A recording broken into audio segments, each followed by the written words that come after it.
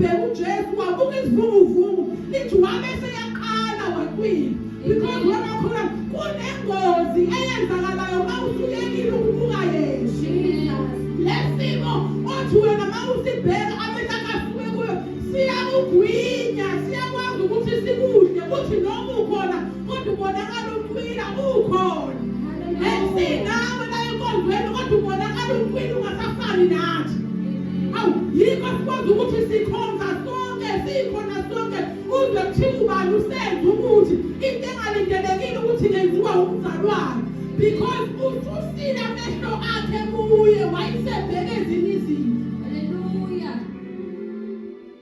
Kuyingozi makhona ukuhamba naye kodwa ungabheki yena.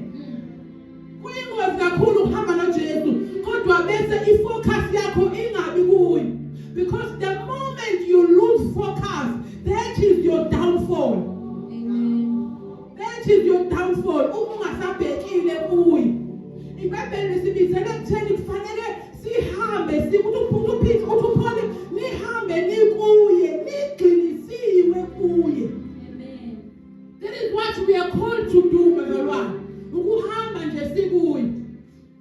Amen. Hallelujah. Kukhona into eshiwe iBhayibheli lapha yaku Matthew 16 verse 24.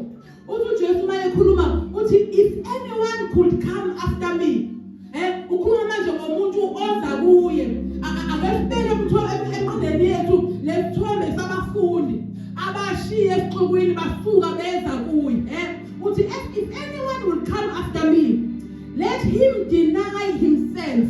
Lowo muntu lowo let him deny himself and take up his cross and follow me. Now ukumyalo kaJesu ukuthi ke umuntu eza kuye njengoba thina sonke siza kuye sila uthi lowo muntu let him deny himself. Lowo muntu let him not take